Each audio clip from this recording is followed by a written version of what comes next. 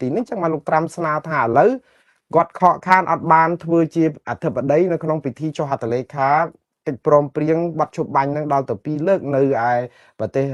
សង្ហប្រទេសម៉ាឡេហ្នឹងគាត់សុំថាពេលដែលគាត់ទៅលើកនេះចុងខែនេះសុំឲ្យរៀបចំពិធីជានិមិត្តរូបមិនមែនជាពិធីបាត់ជប់បាញ់ឡើងវិញទេគឺពិធីឲ្យគាត់បានរៀបចំថាអាមេរិកនឹងជាអ្នកដែលចាត់ចែងឲ្យប្រទេសកម្ពុជានឹងមានបាត់ជប់បាញ់ចឹងទៅគោលបំណងធំបំផុតរបស់លោកត្រាំគឺចង់ប្រាប់ពិភពលោកថាលោកគឺជាអ្នកដែលធ្វើឲ្យប្រទេសទាំងពីរនេះមានបាត់ជប់បាញ់ដើម្បីអីត្រៀមខ្លួនទទួលពានរង្វាន់ Nobel សន្តិភាពដែលគាត់ចង់បានយូរហើយគាត់ថាគាត់បានសម្របសម្រួលប្រទេសឲ្យមានបាត់ជប់បាញ់ហ្នឹងច្រើនប្រទេសឲ្យដល់ទៅ8ប្រទេសហើយបានន័យថាមិនមែន8ប្រទេស8ករណីទៅហើយចឹងបានន័យថា16ប្រទេសហើយបើយើងនិយាយទៅព្រោះមួយករណីគឺមានប្រទេស2ឆ្លោះគ្នាដូច្នេះបំណងរបស់លោកត្រាំគឺចង់ឲ្យបានគេចាត់ទុកគាត់ជាជ័យលាភីពានរង្វាន់ Nobel សន្តិភាពសម្រាប់ឆ្នាំ2025ដែលគេប្រកាសឆាប់នេះទៅហើយក៏ប៉ុន្តែនៅពេលដែលលោកលើកឡើងបែបនេះអាកាលគាត់ចេញលិខិតហ្នឹងទៅលោកអាន់វ៉ាអ៊ីប្រាហ៊ីមគាត់ប្រាប់ថាឲ្យគាត់រៀបចំពិធីនិមិត្តរូបហ្នឹងឲ្យកុំបញ្ចូលចិនឲ្យសោះចិនហ្នឹងគឺអត់ឲ្យចូលនៅក្នុងអាការចាត់ចែងឲ្យមានបាត់ជប់បាញ់នេះទេព្រោះអី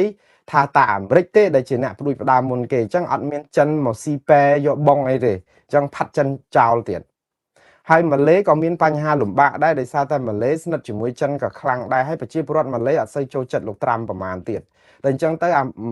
យាយទៅនៅក្នុងប្រទេសម៉ាឡេគាត់មានបញ្ហាដោះស្រាយផ្ទៃក្នុងរបស់ខ្លួនអត់ទាន់មានការឆ្លើយតបយ៉ាងម៉េចផងវាស្របជាមួយនឹងលោកអនុទិនច័ន្ទវិរៈគុលហ្នឹងគ្រាន់តែលឺលិខិតហ្នឹងតាក់ទងនឹងឲ្យធ្វើពិធីនឹងឡើងវិញថៃចាប់ផ្ដើមចេញឡំប៉ាភ្លាមមកថាអត់មានឲ្យអាមេរិកទេនៅឆ្ងាយណាស់ទុកឲ្យរឿងថៃនិងរឿងកម្ពុជាដោះស្រាយតែ2នាក់បានហើយចរចាទ្វេភាគីអញ្ចឹងថៃគេចង់អញ្ចឹងគេថារឿងខ្មែររឿងថៃឲ្យថៃដោះស្រាយទៅគេចង់អញ្ចឹងទេប៉ុន្តែមើលទៅដូចរឿងស្ទាក់ស្ទើរនៅក្នុងការពួកអីអត់ឲ្យចិនចូលរួមថៃខ្លួនឯងហ្នឹងក៏ពិបាកដែរដោយសារអីថៃក៏ជាមិត្តជិតស្និទ្ធរបស់ចិនជំនួយពាណិជ្ជកម្មអីជាមួយចិនចាក់ទឹកមិនលិចដូចតែខ្មែរអញ្ចឹងដែរហើយមើលទៅចិនហ្នឹងហាក់បីដូចជាស្និទ្ធជាមួយថៃជាងខ្មែរផងព្រោះមានរឿងចំនួនព្រំដែនទៅធ្វើសម្ពយុទ្ធយោធាជាមួយថៃឯណានោះចោលខ្មែរអញ្ចឹងចិនណាបាទដល់ពេលឥឡូវដល់ពេលលោកអនុទិនច័ន្ទវិរៈគុលហ្នឹងគាត់រសារចំហដោយរៀងឃ្លីងឃ្លោងអញ្ចឹងធ្វើឲ្យអាមេរិកមិនច្បាស់ថាតើអនុញ្ញាតឲ្យរៀបចំពិធីនឹងអត់ព្រោះអីបើថៃមើលទៅដូចជាចង់ចរចាជាមួយខ្មែរនិងកម្ពុជាបានន័យថាអាមេរិកសុំស្នើហ្នឹងគឺធ្វើឲ្យមានការមិនពេញចិត្តពីភាគីនៅក្នុងបាត់ជប់បាញ់ហើយអាមេរិកទៅធ្វើពិធីអធិបតីនឹងបានប្រយោជន៍អីវាអត់មានមុខមានមាត់អីលោកត្រាំចង់បានតែមុខមាត់ទេវាមិនខ្វល់រឿងយើងប្រហែលថាយើងចប់អីទេគាត់ថាចង់ឲ្យបានរូបថតនឹងទៅដើម្បីទៅថតផ្សាយប្រាប់គេទៅដើម្បីអារឿង Nobel Peace Prize នោះពានរង្វាន់សន្តិភាព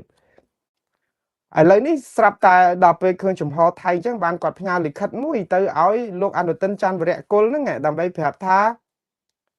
ឲ្យបញ្ចប់ចំនួនព្រំដែនខ្មែរថៃនឹងរកសន្តិភាពទៅអញ្ចឹងក្នុងន័យនេះគឺជាលិខិតបន្ថែមរបស់លោកត្រាំចង់ឲ្យលោកអនុទិនច័ន្ទវិរៈគុលជាអ្នកដោះស្រាយបញ្ហាបញ្ចប់ចំនួននេះ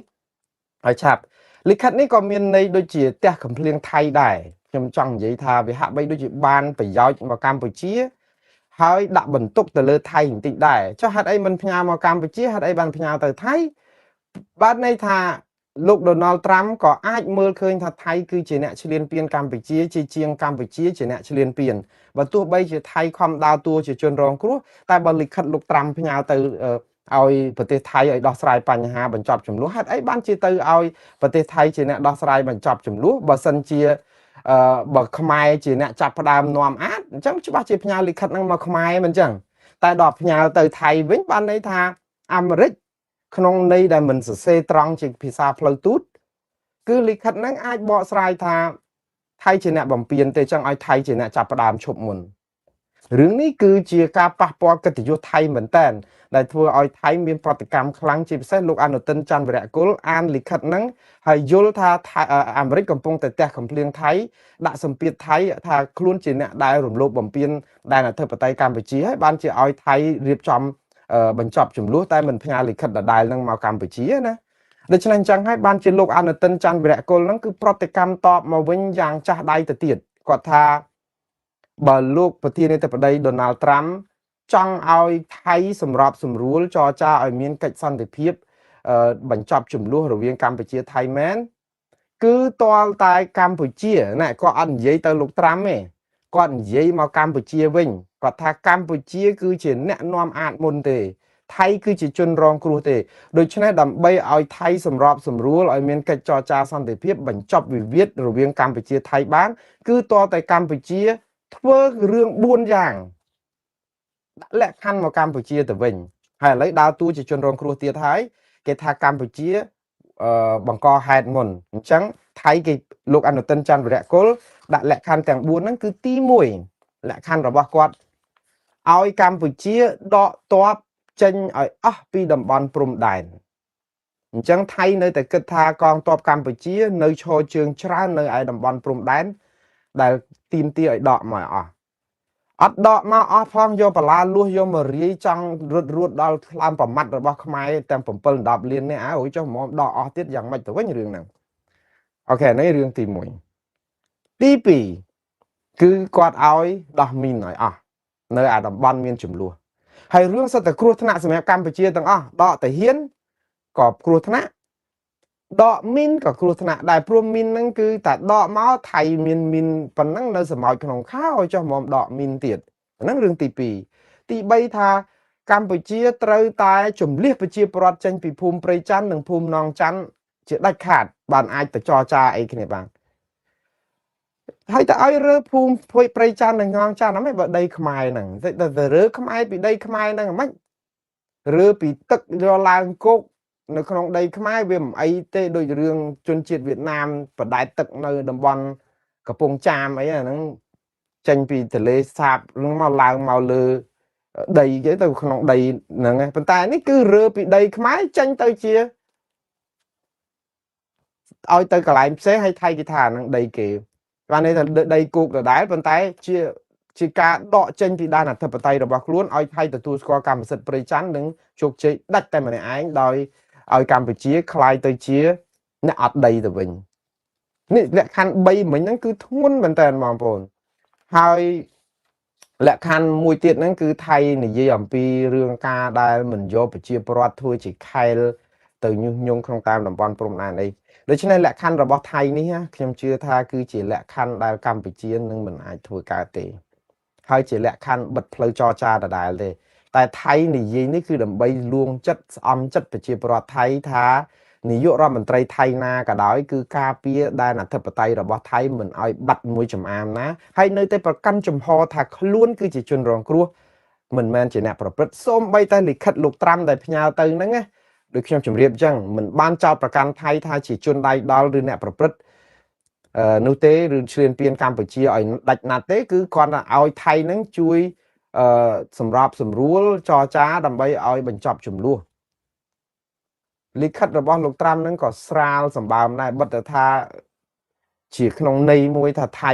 គួរតែបញ្ចប់ហ្នឹងគឺដូចថាថៃជាអ្នកបំពេញអីក៏ដោយតែមិនមាននិយាយខ្លឹមសារអីពីបំពេញមិននិយាយសង្កត់ពីរឿងឲ្យតែហ៊ាននឹងខ្មែរនឹងមកកម្ពុជាវិញមិននិយាយអំពីអារឿងភូមិព្រៃច័ន្ទនឹងរំលោភមិននិយាយអា F16 អត់ទាំងអស់គឺភាសាការទូតរបស់លោកត្រាំក៏នៅតែស្រាលក្នុងន័យថាលួងថៃឲ្យព្រមផ្ដាល់មុខមាត់ឲ្យអាមេរិកដើម្បីធ្វើជាអធិបតីក្នុងពិធីចុះហត្ថលេខាប្រគ្រប់កិច្ចម្ដងទៀតទៅឲ្យបានថតរូបថតអីឲ្យលោកត្រាំនឹងមានមុខមានមាត់ជាអ្នកសម្របសម្រួលសន្តិភាពរឿងនេះហាបើសិនជាអត់ប្រព្រឹត្តទៅបានរលូនលោកត្រាំបរាជ័យម្ដងហើយម្ដងទៀតតាក់ទងនៅក្នុងការផ្សះផ្សាប្រទេសដែលលោកថាអាចផ្សះផ្សាបានហ្នឹងព្រោះអីឥឡូវហ្នឹងប្រជាពលរដ្ឋខ្មែរមួយចំនួនដែលនៅក្រមប្រឆាំងភ័យទៀត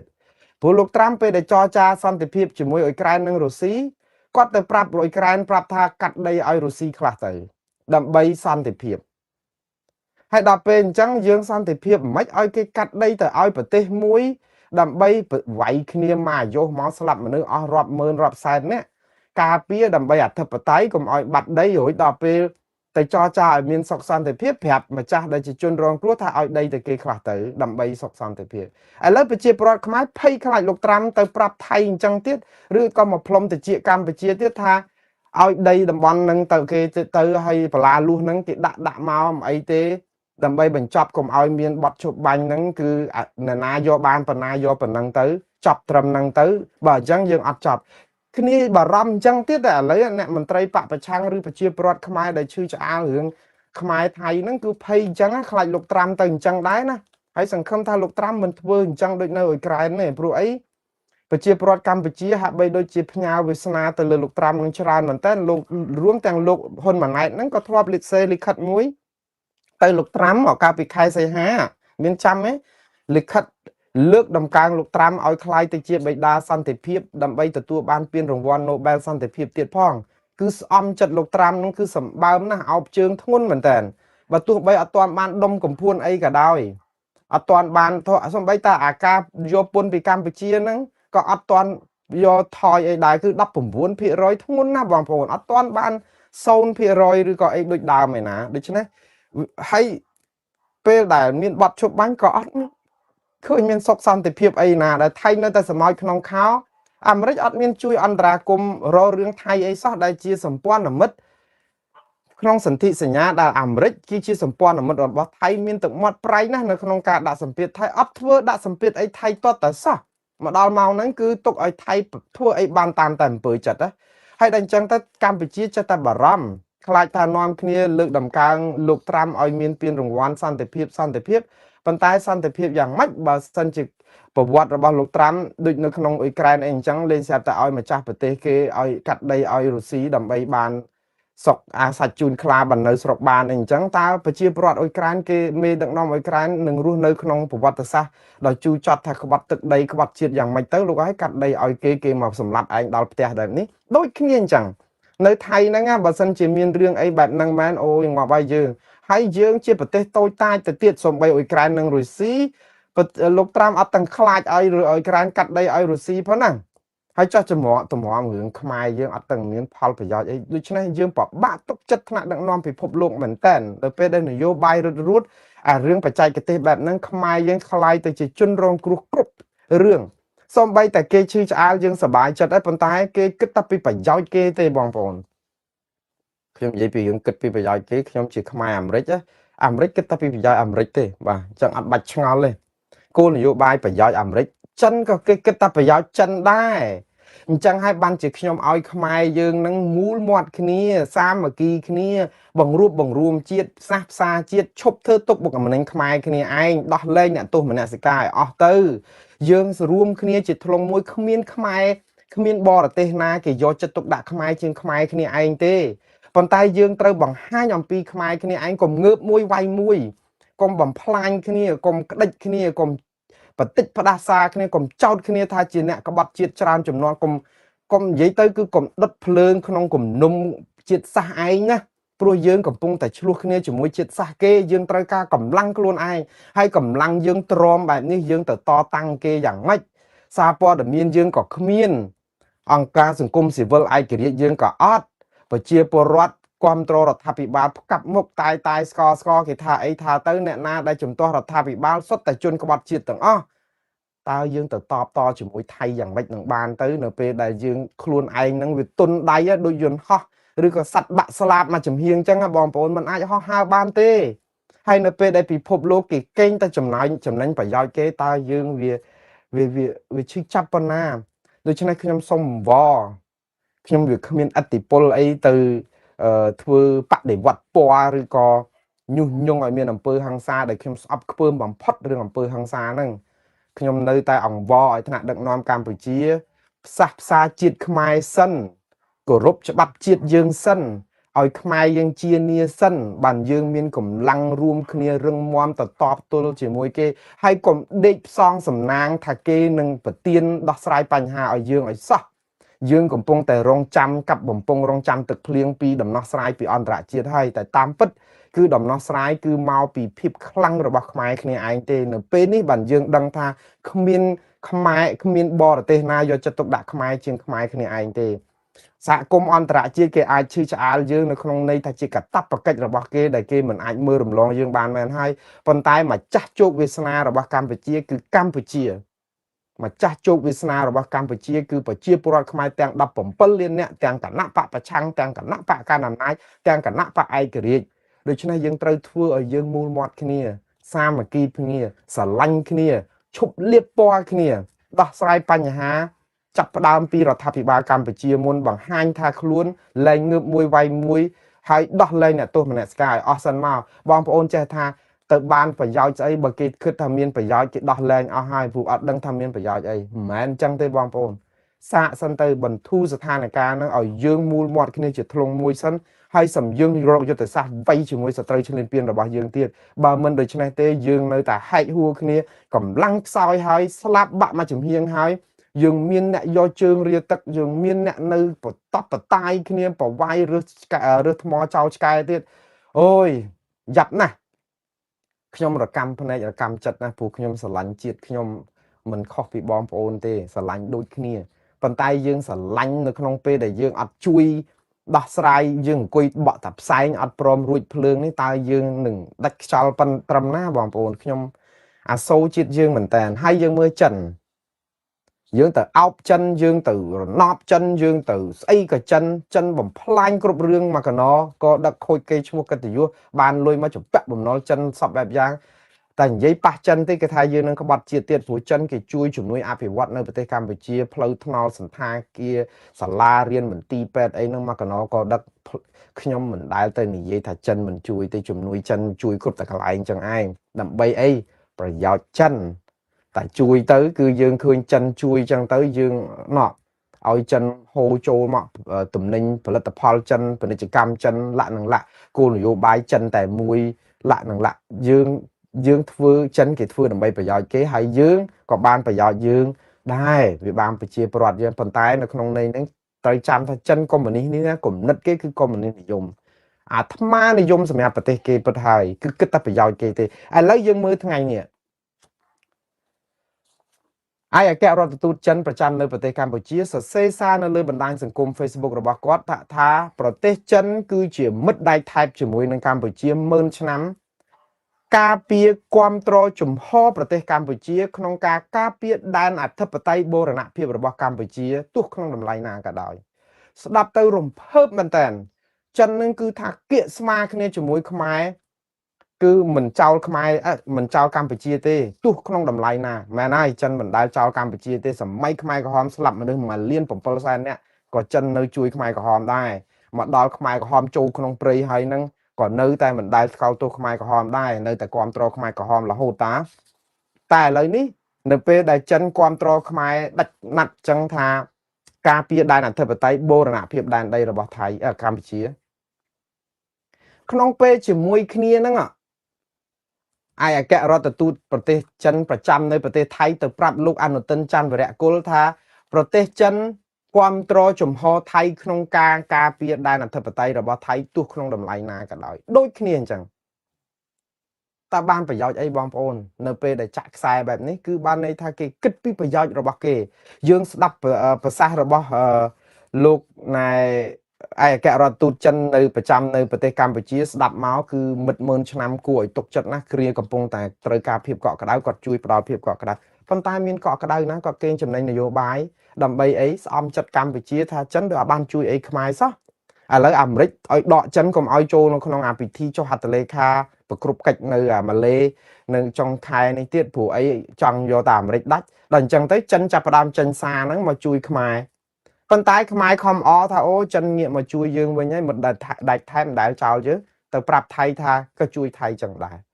เลยชนะจักทรายแบบนี้คือเชื่อหน่อยโยบายดำใบเก่งจำนั้นพอประหยัดจันให้ยืงกูดังกรุบเนียท่าเมียนประเทศบอลประเทศนากี่ยอจัดตกได้ยืงที่กี่กึศตะเกงจำได้ปลุกจันนะบาสันเงียจันปีไทยก็จันแต่ตัวแต่บองไทยได้ปลุกไอ้ตุ่มหุ่มเป็นกิจกรรมจันในไทยนั้นเวียดทุ่มเชียงกัมพูชีถ้วยดองให้เกจันนั้นปีไทยชรานะให้เกจันนั้นปีไทยนั้นขนมเนียนกี่รอซีมวยเนี่ยเมียนจันรอซีมวยขมายคือรอซีมวยเนี่ยกรอให้บอมโพนทางเมืองยี่ขมายตีระยมหนียี่กาปัดจันกี่รอซีจมวยไทยกี่เมียนลอยเป็นได้ยอแต่เต็งจันนะตุ่มนิ่งแต่เต็งปีจันคือไทยเอาลุยเป็นได้ตุ่มนิ่งเต็งมาหมวยขมายคือเชื้อบางผล cứ dương qua khát chả bẹ kê rôm suốt dương đăng ta dương chả bẹ thay chả bẹ chân đau từ chương buôn pon liên đờ lá dương miền toàn miền lùi song kê ná song ta cả bạ song ăn bàn po đôi chân chân kê áo cái sao khai dươngនៅក្នុងនៃបលិមបឡំដើម្បីចំណេញប្រយោជន៍ส่วนตัวគេទេថៃឯណោះបានគេចឹងបានចិនជំហរចិនក្លែងក្លងជាមួយនឹងរឿងនេះគឺអត់ទេចាក់ខ្សែរហូតចឹងកំពឹងបរទេសហើយកុំឃើញសារគេមួយម៉ាត់ពីរនឹងយើង HR យើងទូងស្គរពរជ័យថាចិនជួយយើងទៀតហើយខ្ញុំអឲ្យប្រទេសទាំងអស់នោះមិនបាច់ជួយខ្មែរសោះទេឲ្យខ្មែររៀនរស់ដោយខ្លួនឯងទៅល្មមរៀនរស់ដោយខ្លួនឯងបានហើយហើយបើចង់រៀនរស់ដោយខ្លួនឯងហ្នឹងគឺយើងកសាងប្រជាធិបតេយ្យនិងសិទ្ធិមនុស្សយើងឲ្យរឹងមាំឈប់ងើបមួយវាយមួយអាហ្នឹងបានយើងរឹងមាំបើនៅតែដដែលទេគឺយើងគ្មានថ្ងៃងើបរួចទេឥឡូវខ្ញុំនិយាយអំពីរឿងព្រំដែនថៃខ្មែរហ្នឹងគឺយើងមើលទៅដូចជាមិនទៅមុខសោះហើយឥឡូវនេះថៃរៀងដូចជាលឹមឡំបន្តិចនៅពេលដែលឃើញលិខិតលោកត្រាំទៅថៃដូចរៀងលឹមឡំនៅក្នុងន័យថាលោកយើងដឹងថាថ្ងៃ10ស្អែកនេះគឺជាថ្ងៃអសានវត្តដែលអភិបាលខេត្តស្រះកែវដាក់ដើម្បីជំនះប្រជាពលរដ្ឋខ្មែរចេញពីព្រៃច័ន្ទនិងភូមិជោគជ័យនេះហើយមានកម្លាំងប៉ូលីសអីដាក់ទៅរាយច្រើនណាស់ហើយថ្ងៃនេះថែម6កងពល6ក្រុមទៀតប៉ូលីសបង្ក្រាបបាតកម្មហ្នឹងកាលលោកមុនដាក់ទៅ1400នាក់ឥឡូវថែមមកកណោទៀតដើម្បីអីដូចត្រៀមជើងព្រួលរួចជាស្រេចប៉ុន្តែក្នុងពេលជាមួយគ្នានឹងលោកអនុទិនច័ន្ទវរៈគុលមកប្រាប់សារព័ត៌មានថៃថាថៃអត់ដែលបានកំណត់ឲ្យសានវត្តថ្ងៃ10កក្កដាជាថ្ងៃបណ្ដេញប្រជាពលរដ្ឋខ្មែរចេញពីភូមិព្រៃច័ន្ទផងអត់មានដាក់ថ្ងៃហ្នឹងថាជាថ្ងៃបណ្ដេញពីភូមិព្រៃច័ន្ទនិងជោគជ័យផងប៉ុន្តែគាត់និយាយថាមិនដាក់អសានវត្តបណ្ដេញប្រជាពលរដ្ឋចេញពីភូមិព្រៃច័ន្ទនិងជោគជ័យប៉ុន្តែនៅតែបដិញ្ញាថានឹងបណ្ដេញនៅថ្ងៃណាមួយតាមនីតិវិធីជាបណ្ដាគិតចាប់ពីថ្ងៃទី10នោះទៅចឹងបានន័យថាមិនយកថាថ្ងៃទី10ត្រូវដេញឲ្យអស់ទេតែយកថ្ងៃទី10ជាចំណុចចាប់ផ្ដើមនៅក្នុងការដេញដដែលដូច្នេះរឿងហ្នឹងវាអត់មានខុសគ្នាទេមកតបឲ្យ4ទេបងប្អូន1ឡូនិង12ហ្នឹងគឺដដែលទេមកផ្លូន40ហ្នឹងដូច្នេះរឿងនេះគឺថៃកំពុងតែពង្រៀងដានហើយចង់ប្រាប់ពិភពលោកថាគេទុនភ្លុនគេអនុវត្តសិទ្ធិមនុស្សធម៌ច្បាប់ជាតិអន្តរជាតិគេមិនទៅដេញប្រជាពលរដ្ឋដែលរស់នៅ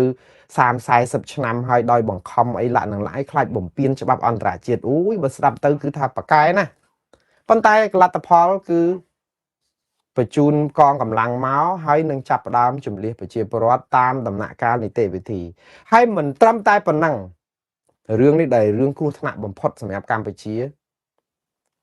ថ្ងៃស្អែកនេះគឺថ្ងៃសុក្រថៃកងកម្លាំងយោធាវិស្វកម្មសម្អាតមីនរបស់ថៃនឹងចាប់ផ្ដើមដោះមីននៅភូមិព្រៃច័ន្ទនិងភូមិជោគជ័យជាឯកតោភាគី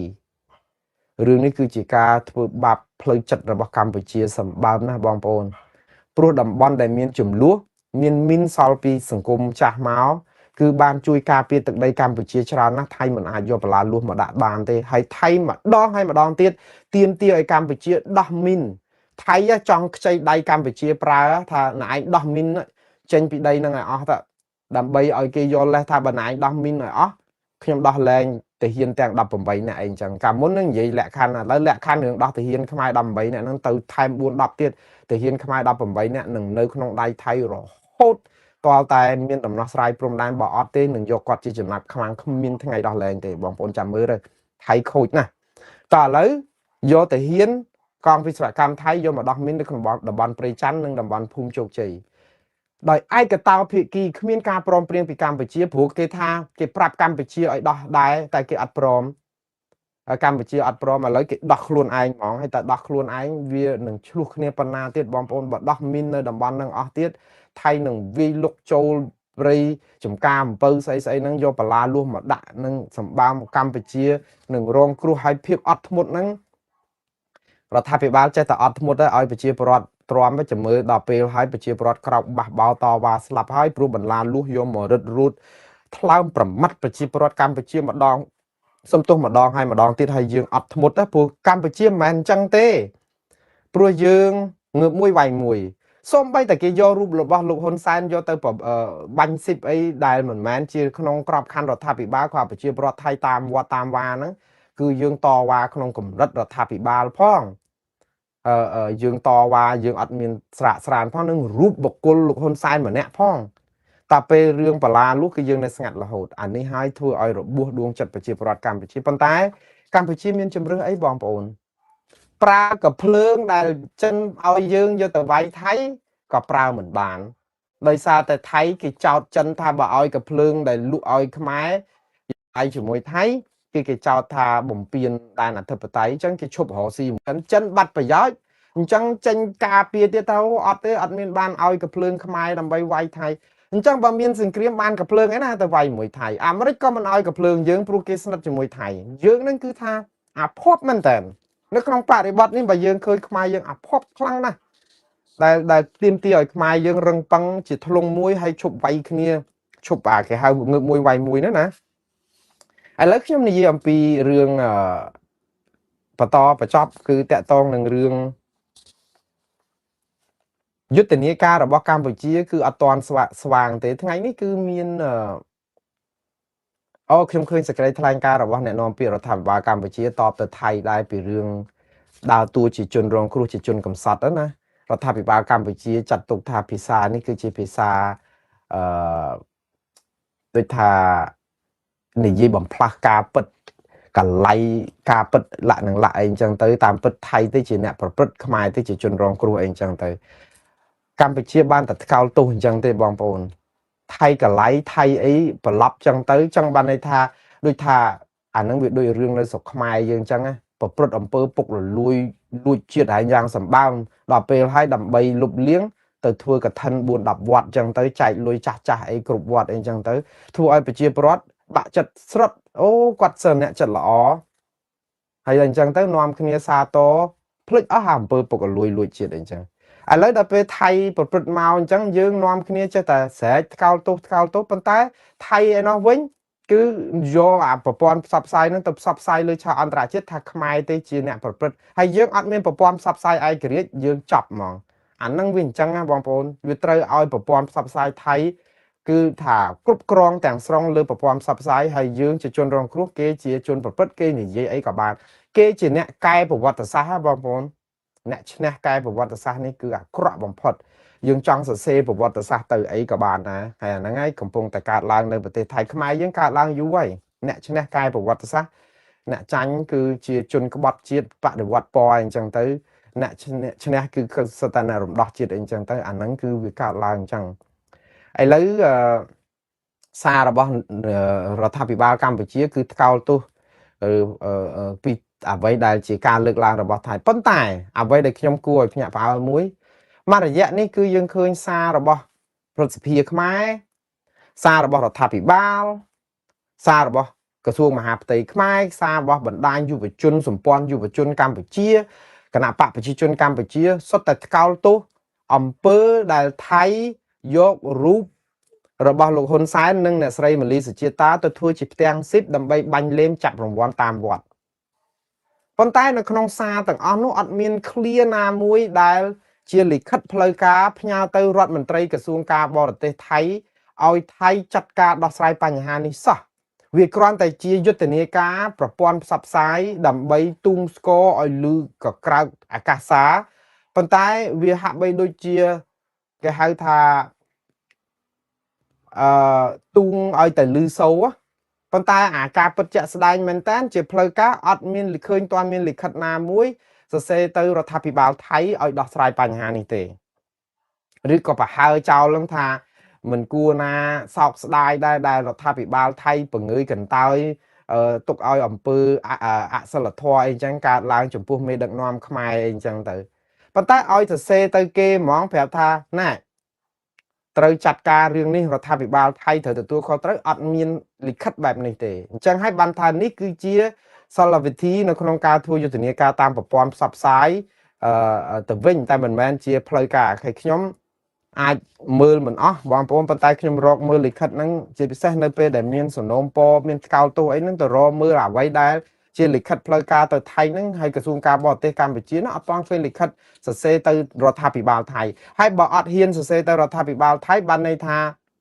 dương cầm pông tại vì bà hà thay nó không này chia bà chia bọt thay sắm mánh cái thứ rồi từ dương không cầm rất là thà bị báo khi dương thưa tới bà chia bọt sắm mánh chẳng mà bà dương mới không bị thi xa nó không cả đo sai bài há vì ọt tới tam cầm rất vía cầm rất bà chia bọt sắm mánh cua tại tục oi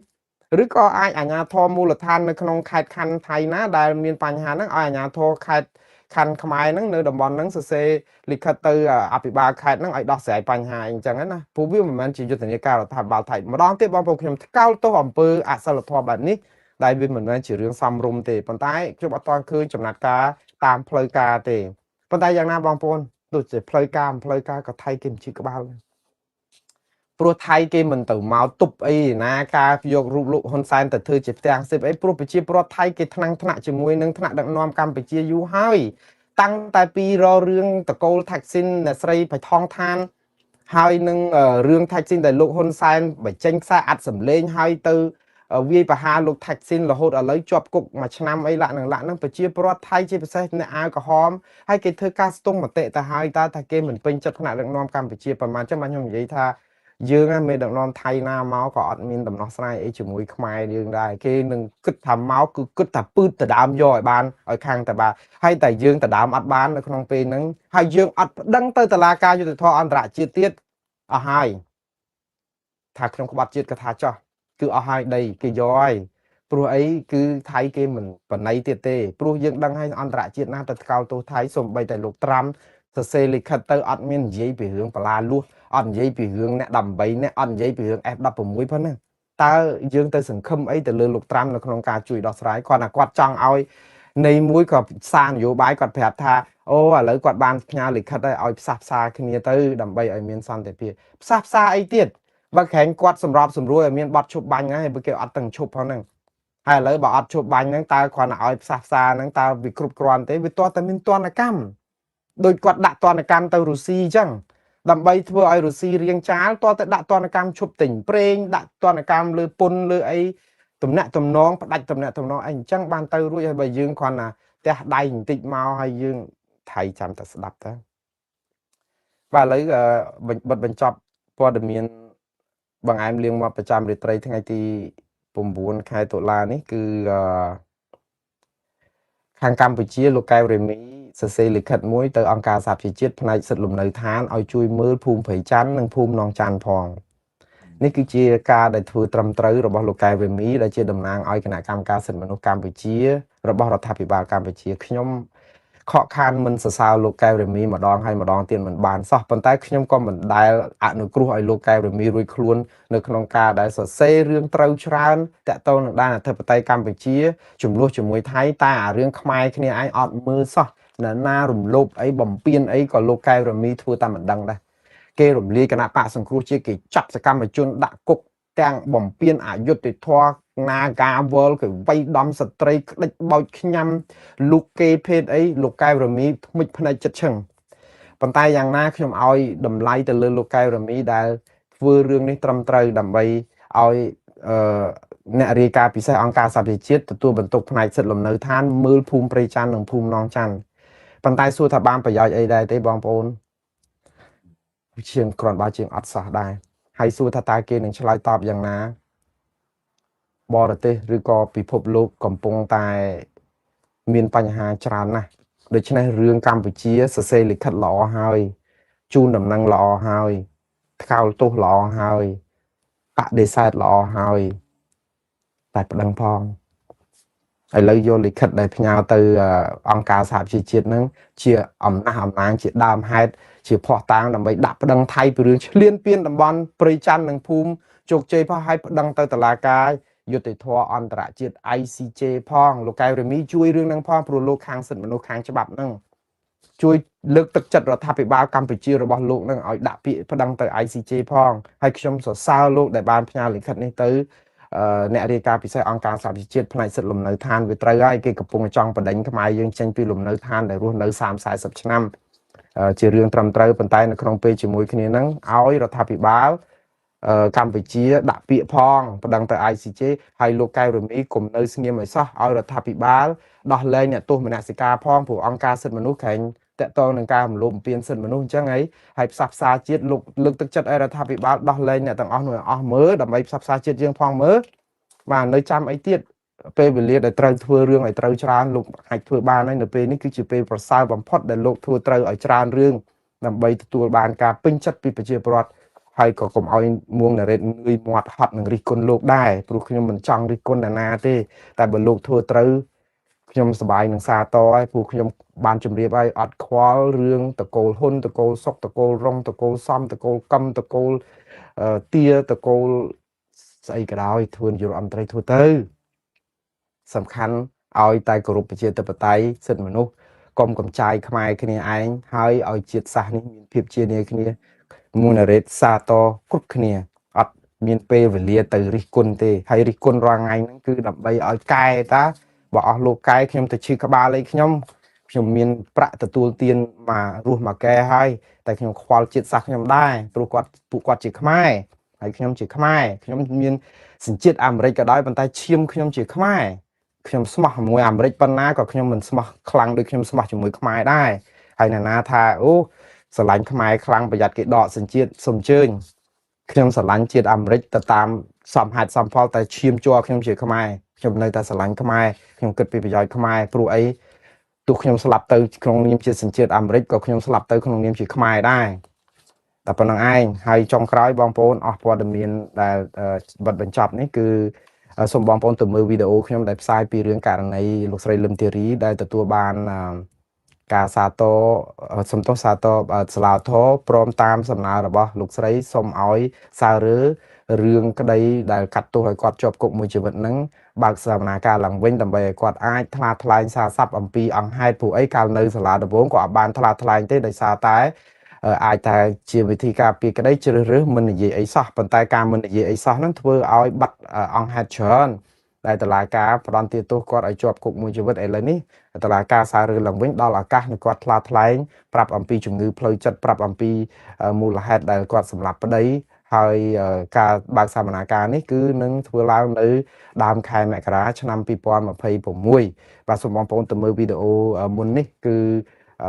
វីដេអូ387អីចឹង MNV 387បងប្អូនបាទសូមអរគុណច្រើនហើយសូមជម្រាបលាបងប្អូនត្រឹមវេលានេះជួបគ្នានៅថ្ងៃស្អែកយប់ស្អែកតាមពេលវេលាប្រហែលនេះទៀតបាទសូមអរគុណសូមជម្រាបលា